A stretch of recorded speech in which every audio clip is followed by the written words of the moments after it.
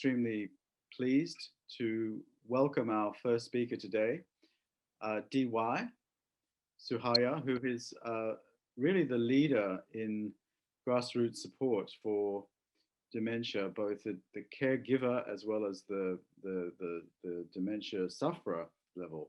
And this is reflected in her work in her home country of Indonesia, but is much more broadly situated within the international context through her role as regional director of Alzheimer's Disease International, specifically Asia Pacific region. But I must say, DY is impressive beyond the Asia Pacific region, and her influence on the ADI initiative throughout the world is well recognized. She's also the founder of Alzheimer Indonesia, which is an NGO that works towards greater Alzheimer dementia awareness and risk reduction in Indonesia. DY holds a Master of Public Health from Curtin University in Perth, Australia, a Bachelor of Arts in Communication from Ohio State University, USA, and a Diploma in English Literature from the University of Indonesia. DY has more than 20 years of experience in public health, public-private partnerships, and communication. In the past, DY has worked as the health communication consultant with the World Bank, World Health Organization, and UNICEF. So we're very privileged to have such a skillful communicator, but also someone with a backstory. I hope she'll share a little bit about that, and her own initiatives, which will give us inspiration in the Greater Bay Area. So without further ado, I'll ask Teresa to please play DY's pre-recorded presentation, and DY is with us and will be available for Q&A. Please put your questions into the chat, and we will, the Q&A rather, and we will answer them after the presentation. Go ahead. Hi, my name is DY Suharya, Regional Director, Asia Pacific, Alzheimer Disease International. Thank you to Professor Brendan Weeks and Dr. Maria Teresa Carteri for inviting me to speak at this conference. It's an honor for me to be here and to share about my presentation on global and regional perspective, translating research into policy and practice. I'd like to share screen now.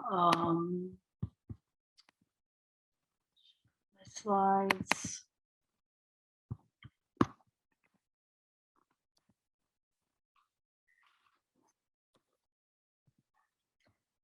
First, I'd like to talk about ADI, Alzheimer Disease International. It's a federation of more than 100 members association around the world. 20 members are in Asia Pacific out of the more than 100. ADI represent our beneficiaries, people with dementia and family caregivers at the WHO, the UN, OECD, and other global and regional bodies.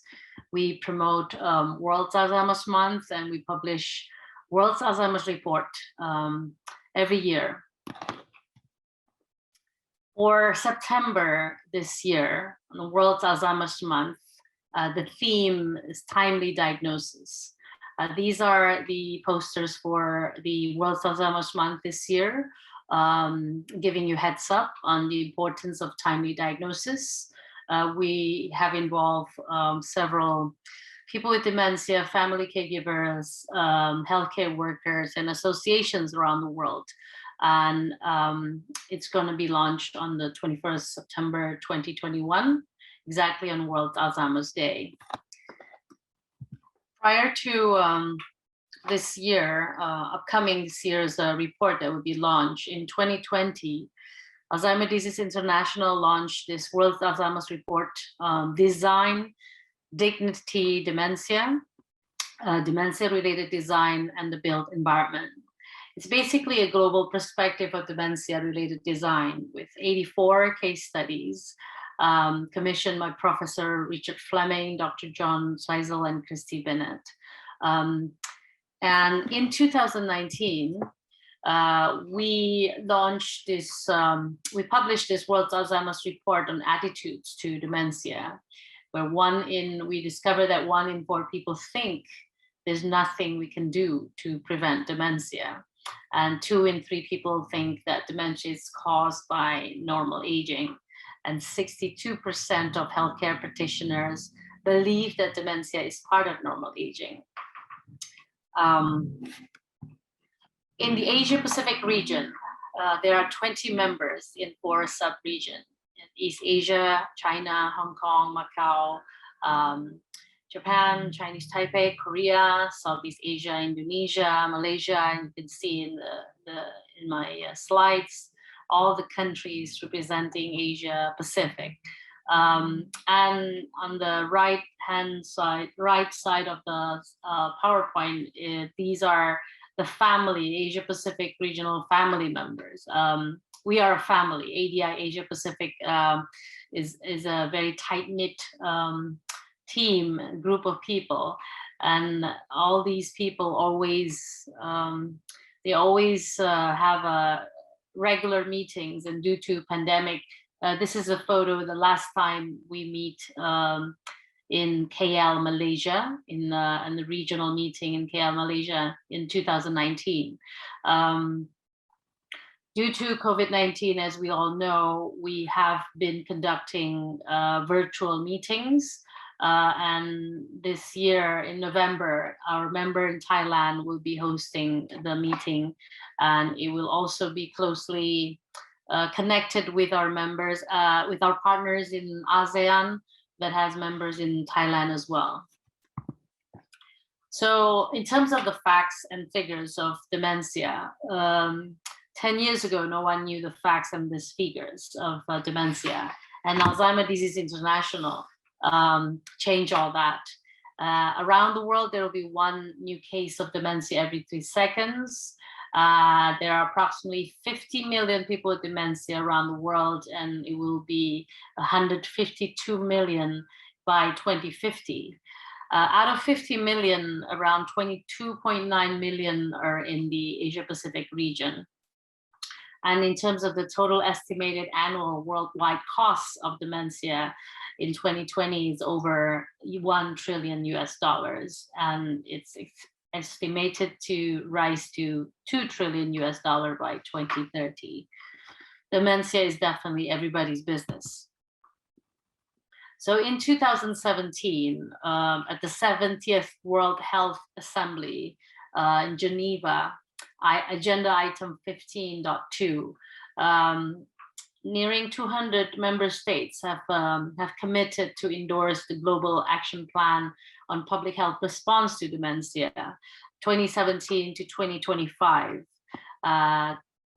Today, this year is 2021, so we have 4 more years to reach 2025, the deadline. Ideally, all countries around the world is expected to have dementia national plans in each respective countries. So all countries around the world has committed to have a plan, and every country, each of these countries actually also have their own preference in whether it's a standalone plan or the plan that is part of another plan. And this is the regional mechanism related to the Global Dementia Action Plan. There's certain countries that are connected to NCDs on disability, aging, workforce, mental health issues, and all these all other contexts that is closely related to dementia. ADI is also working closely with our partners, WHO, in the Western Pacific region and in the Southeast Asia region and other region in Pan America and Middle East. And we're also in partnership with Help Age International, Asian Development Bank, ASEAN, and others.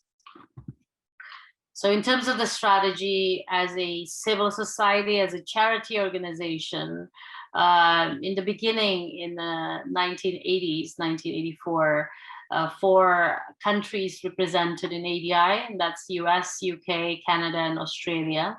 And In the beginning, the focus is on building the network, and we have strengthened our partnership, as I mentioned earlier, with WHO, with UN, and we have been increasing our multilateral presence in the OECD, G7, G20 meetings, and global bodies ambassadors programs, part of the World Dementia Council as well.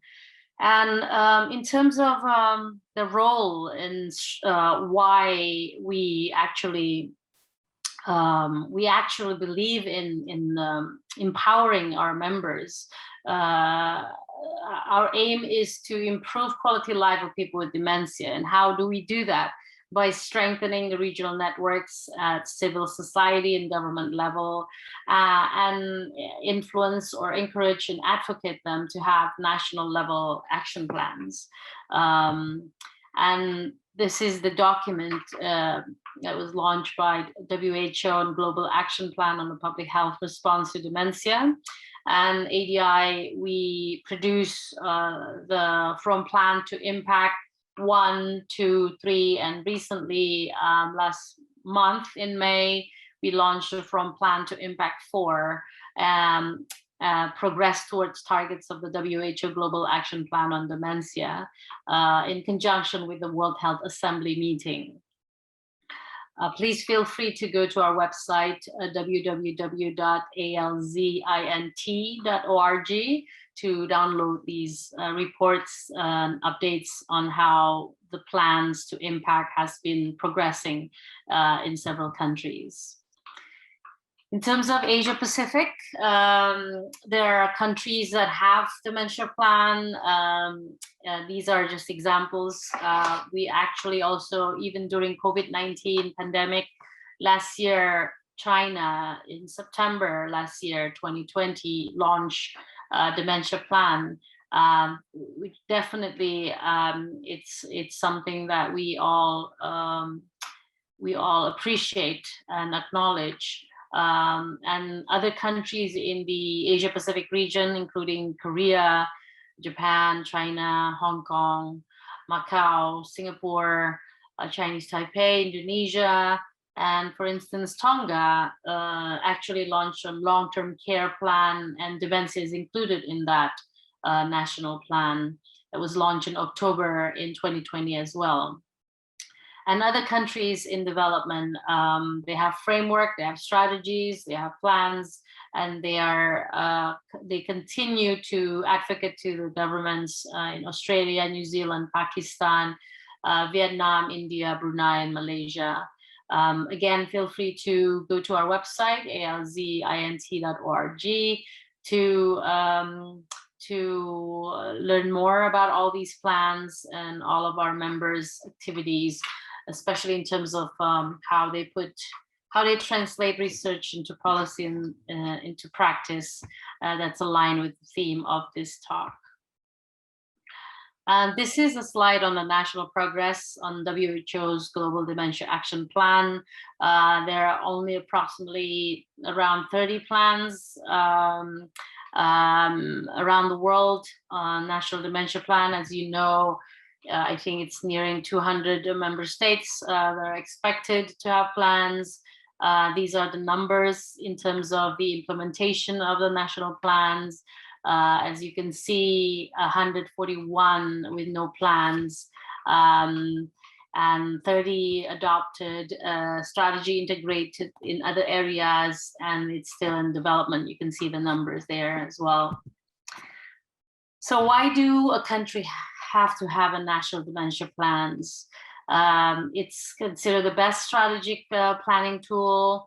It puts a focus on diagnosis, post-diagnostic support and care pathways for people living with dementia and carers, focusing on public health campaigns, increasing awareness, focus on healthcare professional training, promotion of prevention and risk reduction messages, measuring and tracking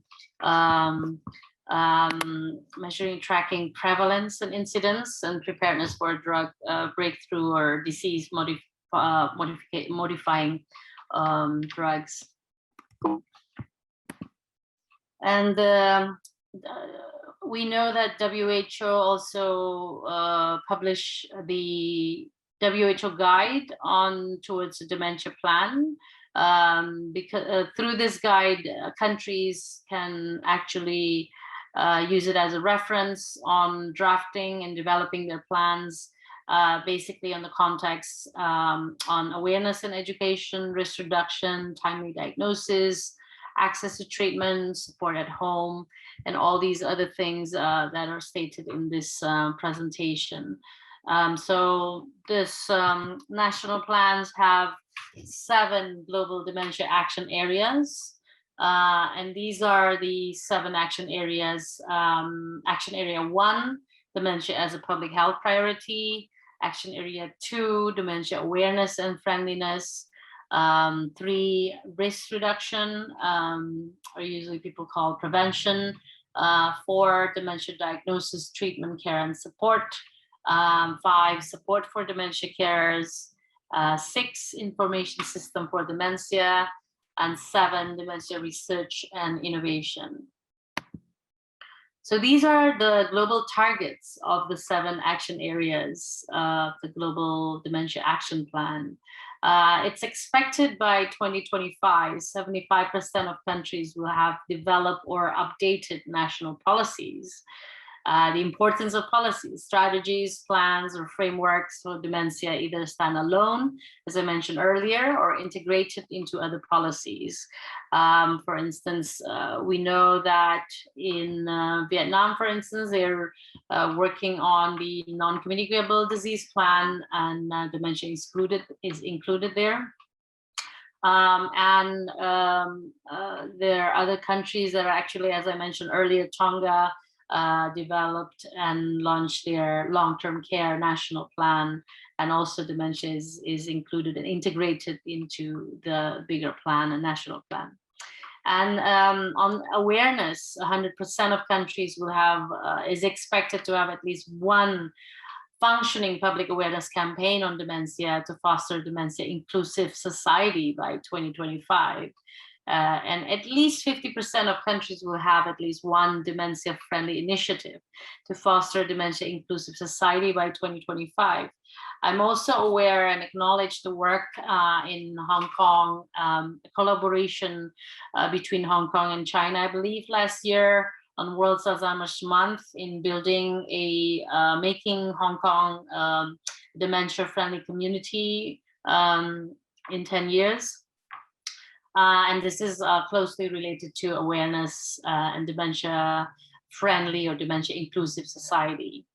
On target 3, in risk reduction, in terms of the relevant global targets defined in the Global Action Plan for Prevention and Control of Non-Communicable Disease, 2013-2020, and any future revisions are achieved for risk reduction reported. This is the target on risk reduction. ADI launched last year the 12 dementia risk factors. I believe Professor Jill Livingston will also speak in this conference. And we launched the infographic based on her work on the 12 dementia risk factors. And we also believe on what she discovered, investigated in that study, that the importance of social contact. And of course, during COVID-19, it has been very challenging for people with dementia and family caregivers. But it's something that is very important, and certain members in Asia Pacific actually initiated a lot of virtual or hybrid sessions that help communities to connect. Physical distancing doesn't mean socially disconnected. In target 4, diagnosis, treatment, care, and support, it's targeting at least 50% of countries, 50% of the estimated number of people with dementia diagnosed by 2025.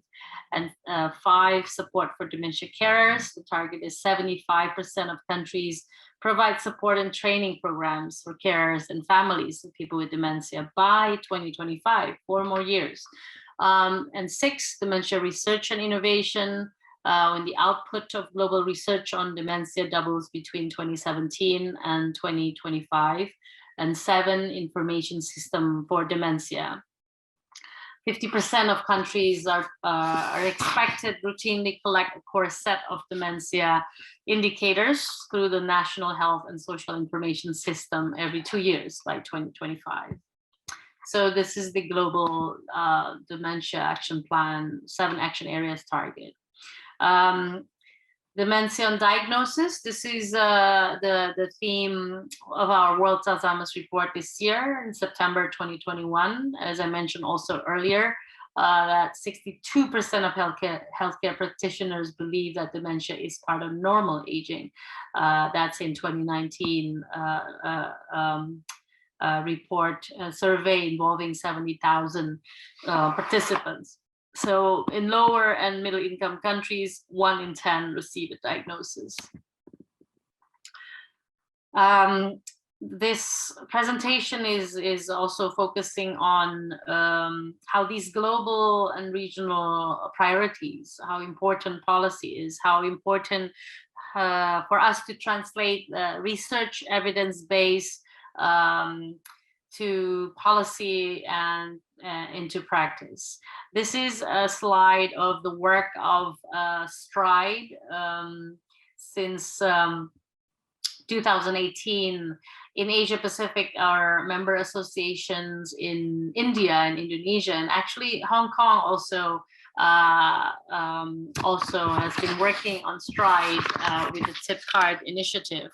I'll share more about that shortly, on how STRIDE emphasize the idea that we have evidence-based research that are built into policy work.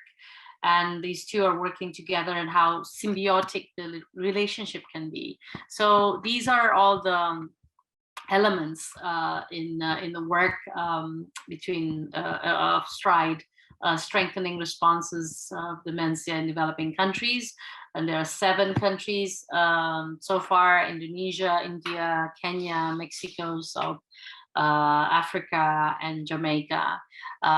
You can see that there's a theory of change and systematic review with what works in lower middle income countries, and all build up to the policy recommendations, and how it's also supporting the creating the knowledge exchange, impact, and engagement.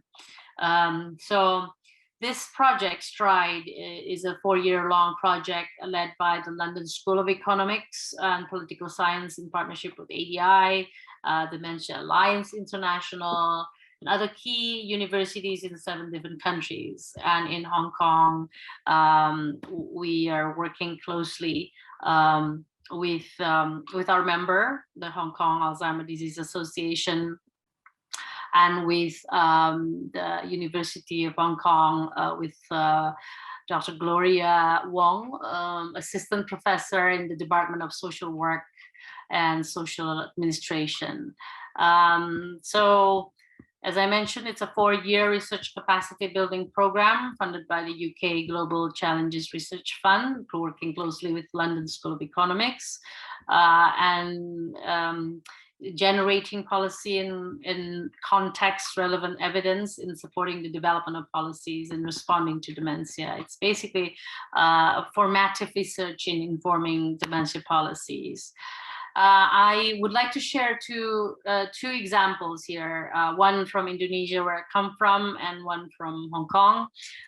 Indonesia is the 4th most populated country, and estimated 1.2 million people with dementia in Indonesia.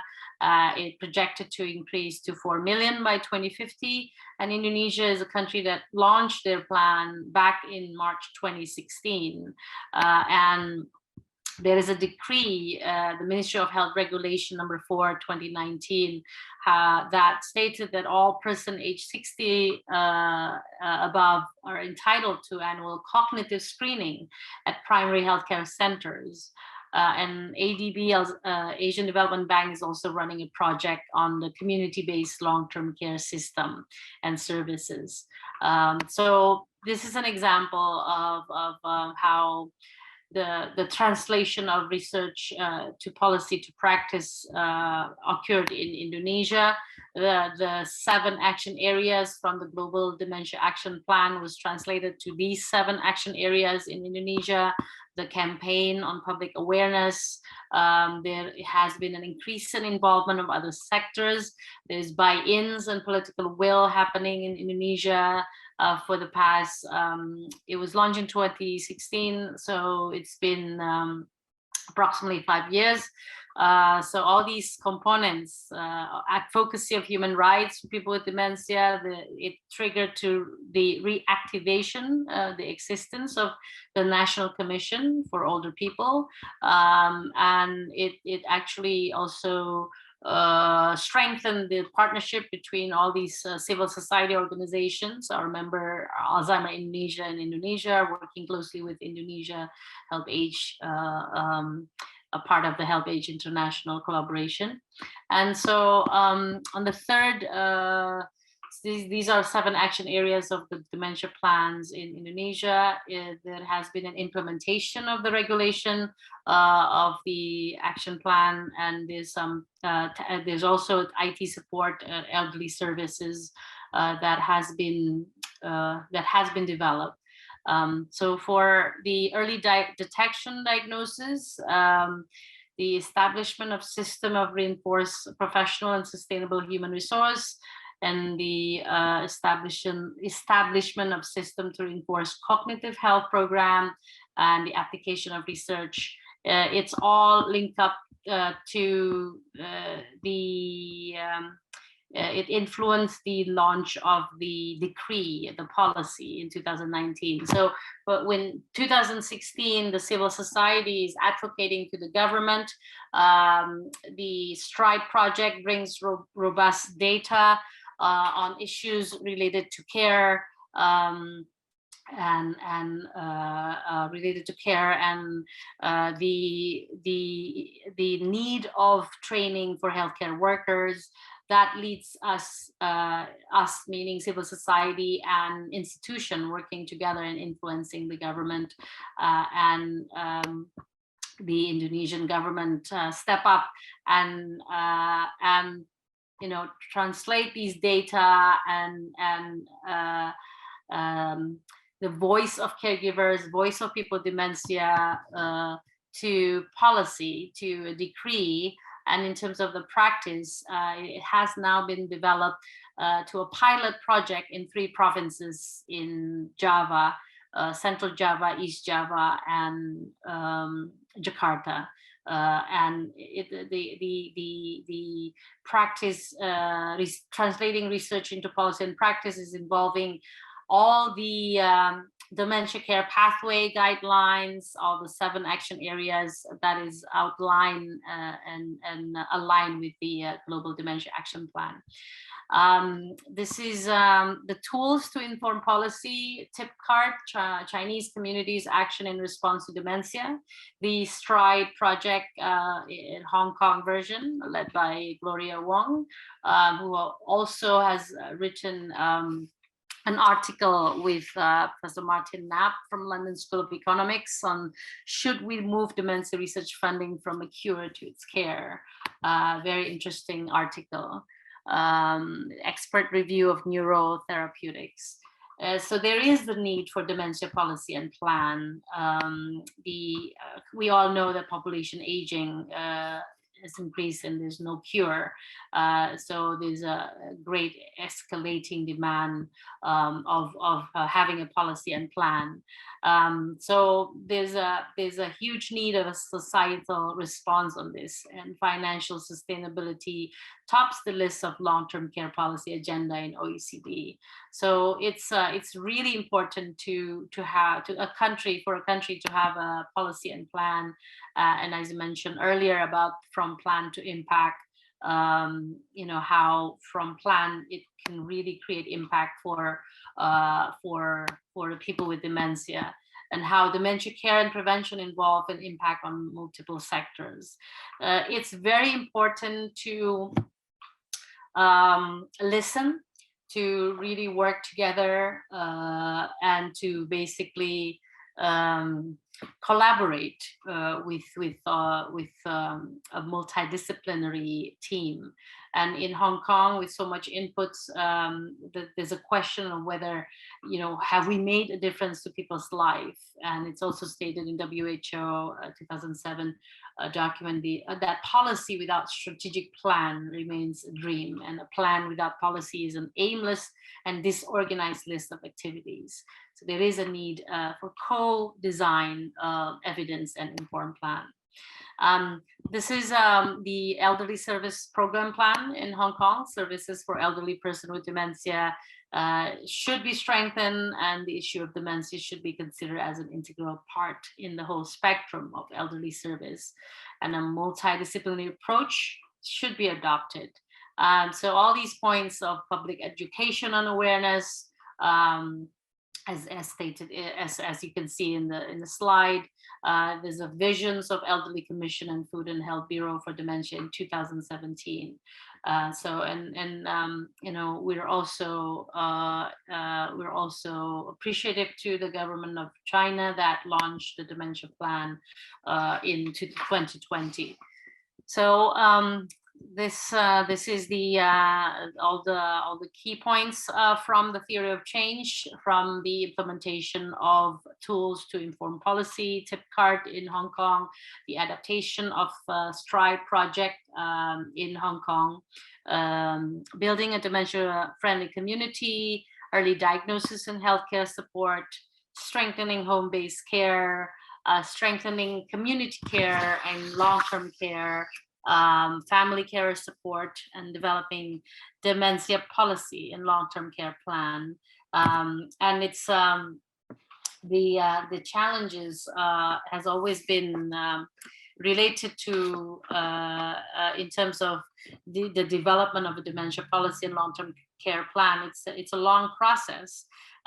It's important to have the close collaboration between researchers, institutions, government, civil society, and the challenges involved in translating research to policy and practice include the way in which evidence emerging in a number of areas of research often leads to potentially contradictory conclusions and the barriers between researchers and policymakers.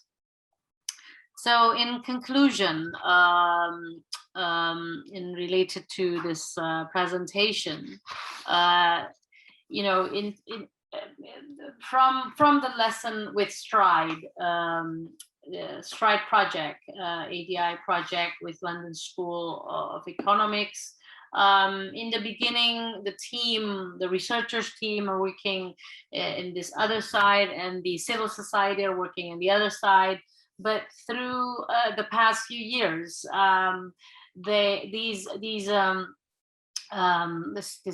different groups, different backgrounds finally learn a lot from each other, how the importance of listening, how each other is empowering, and it's actually influencing the knowledge exchange, impact, and engagement. And collaboration is definitely key in overcoming the challenges and barriers of the whole.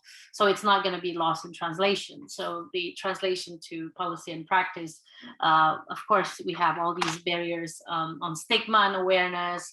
It's really important to have the political will and buy-ins, health system preparedness, human resources, financial resources, and as I mentioned earlier, on the knowledge exchange, impact, engagement, and collaboration. I'm aware that the goal of this conference is to analyze gaps in health needs and response capacity for sustainable quality care, improving quality care of seniors in the Greater Bay Area of China.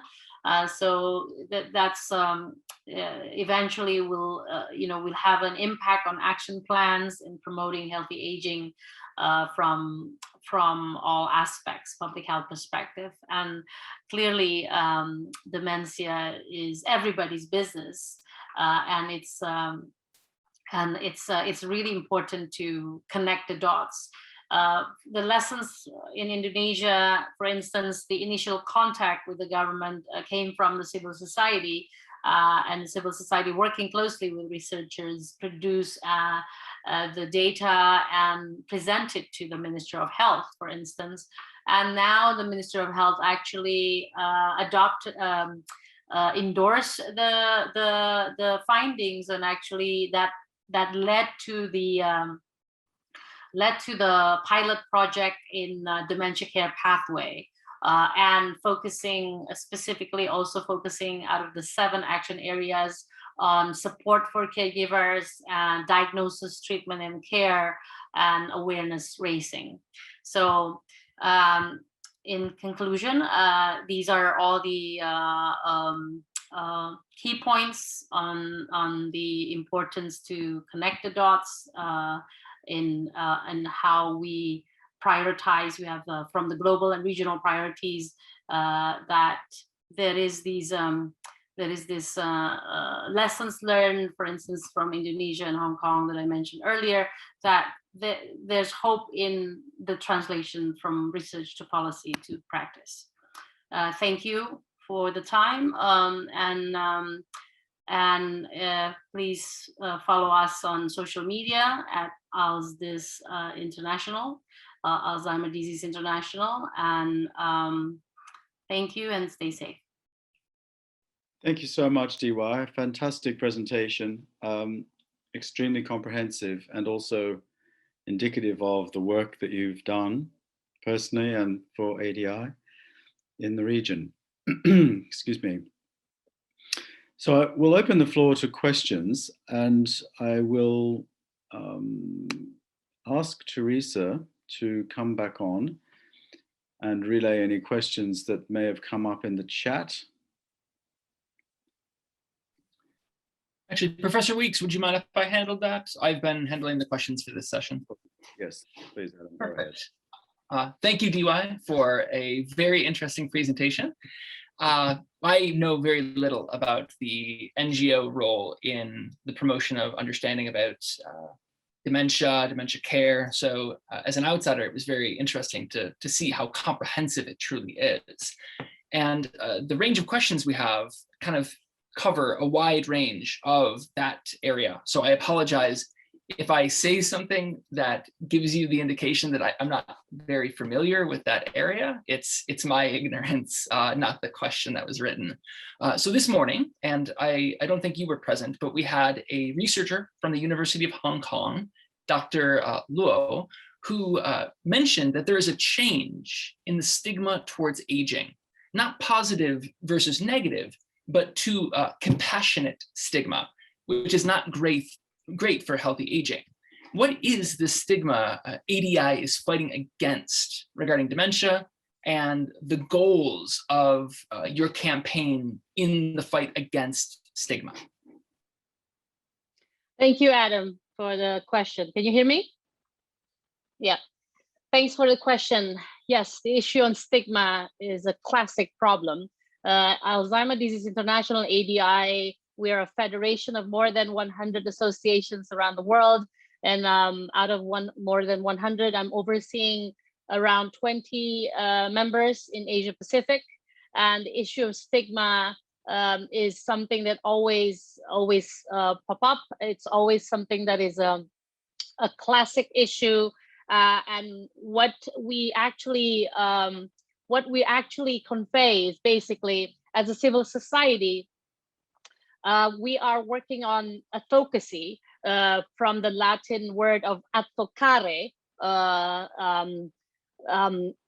speaking on someone's behalf, walking together on someone's behalf.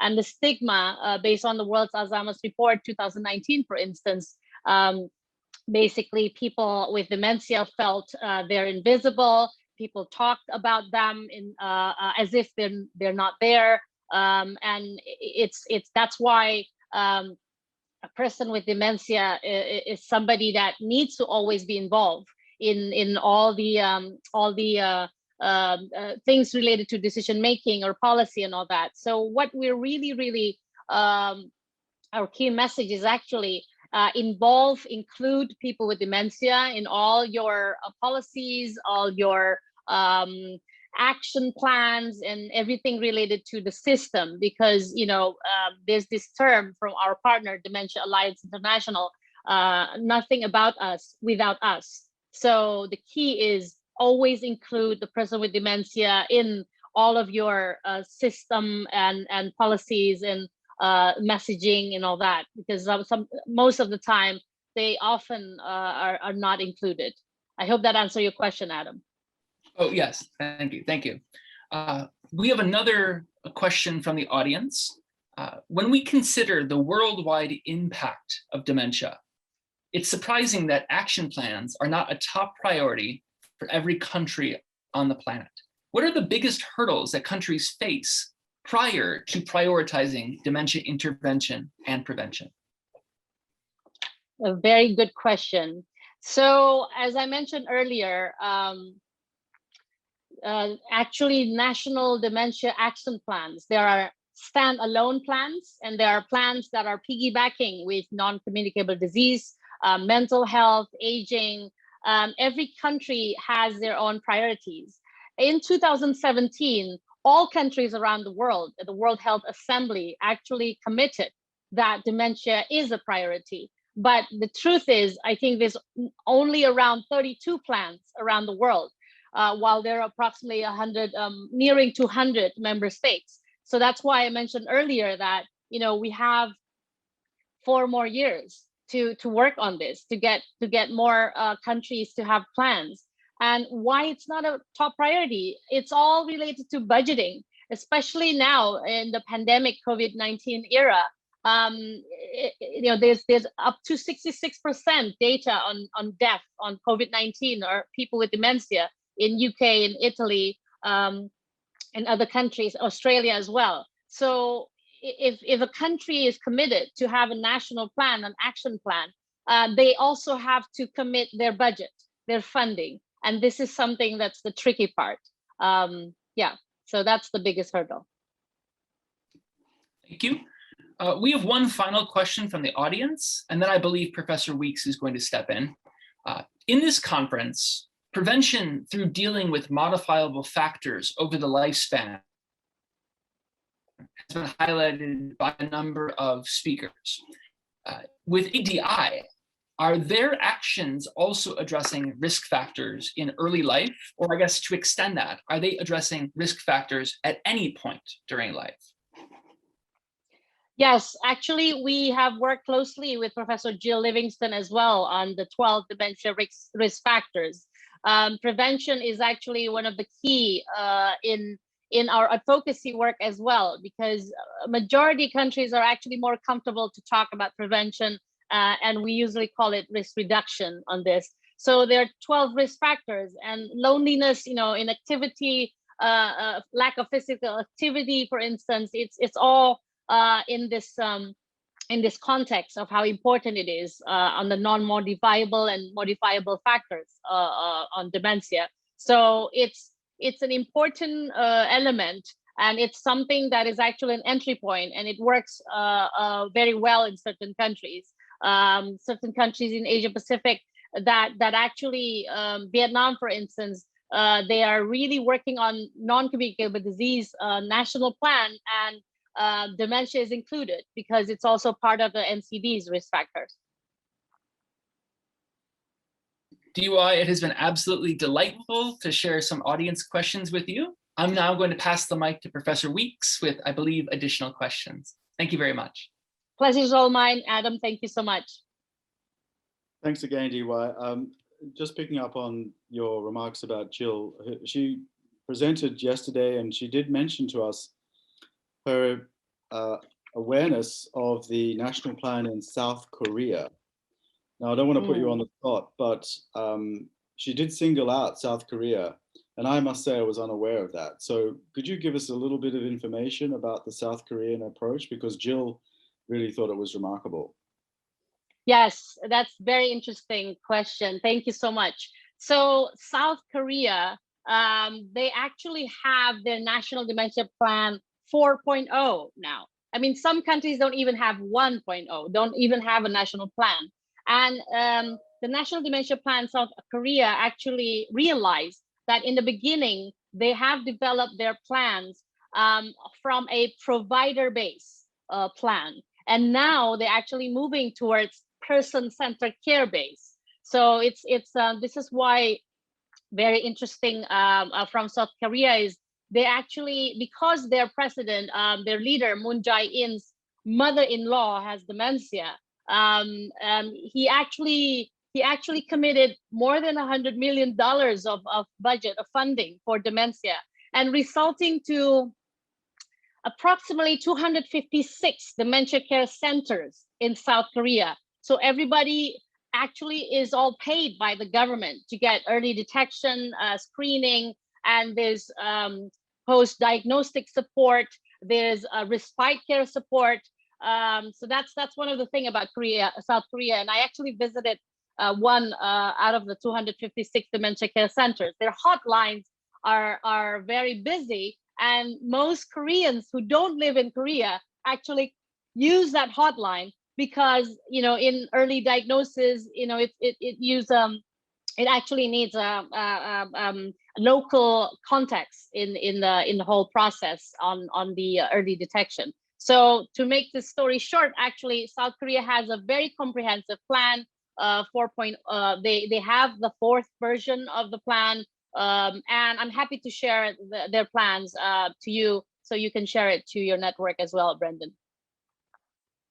Thank you so much. Another question I have regarding the Western Pacific specifically is that I met with Dr. Kasai, Dr. Takeshi Kasai in Tokyo last year. It was a great privilege as part of an initiative to talk about healthy aging. And he was very inclusive in terms of representing low population regions of the Western Pacific. So we had speakers from Fiji, from Micronesia, from many of the smaller islands who do not normally have the opportunity to turn up at an international conference and discuss aging within their own countries.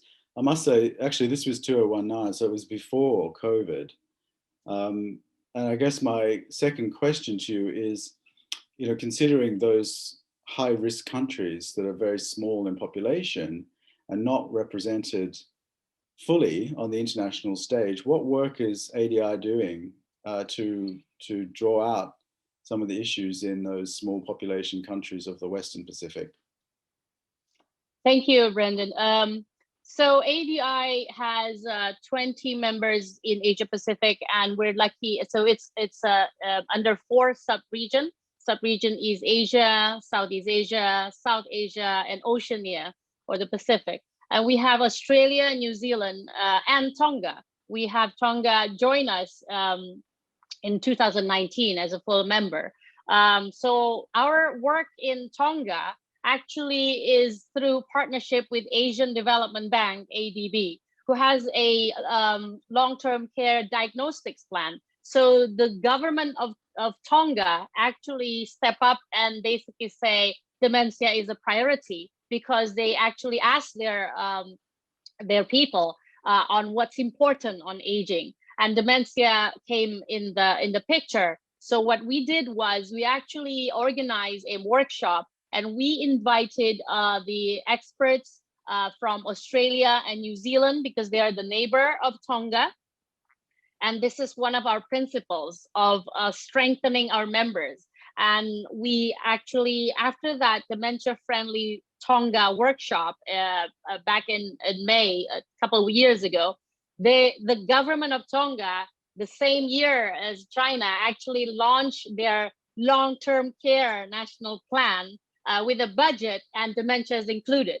So we managed to work, I think, within 3 to 4 years of advocacy to influence the government of Tonga that, you know, dementia is a priority.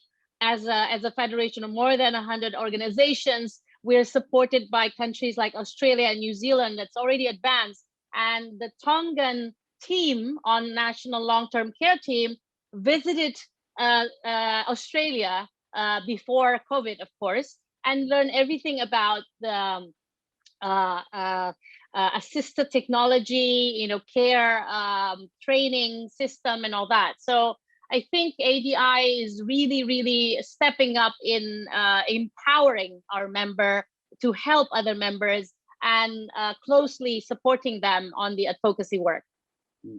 Another great example of the results of your incredible work.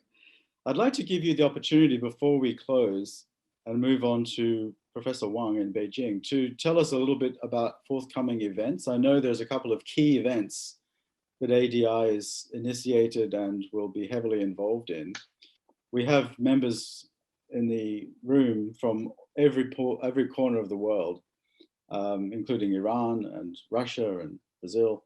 Maybe you could just give a brief sketch and perhaps even copy paste some links for us that we could disseminate around the Greater Bay Area to show people what to look forward to in the coming year or so. Thank you. So what to look forward to? ADI has recently launched an accreditation program. This accreditation program is actually a program that recognizes high quality standards on dementia care training, dementia care programs. And I'm very proud to say that Kiang Wu Nursing College in Macau will be the first institution that will go through this accreditation process. We have other countries, Qatar, Malaysia, and even Canada. McGill University is applying for this program. And through this accreditation program, we hope institutions work closely with civil society in providing a high quality standard on dementia care program. Another thing is there will be a hybrid ADI conference in June 2022 in London. And of course, it's hybrid. So, it's something that people can also join virtually.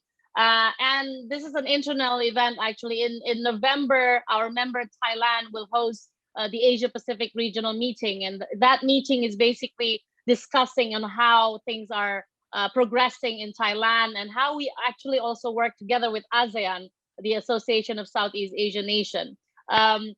So that's from me. And on World Alzheimer's Month, please stay tuned. In September 2021, ADI will launch the World's Alzheimer's Report on timely diagnosis.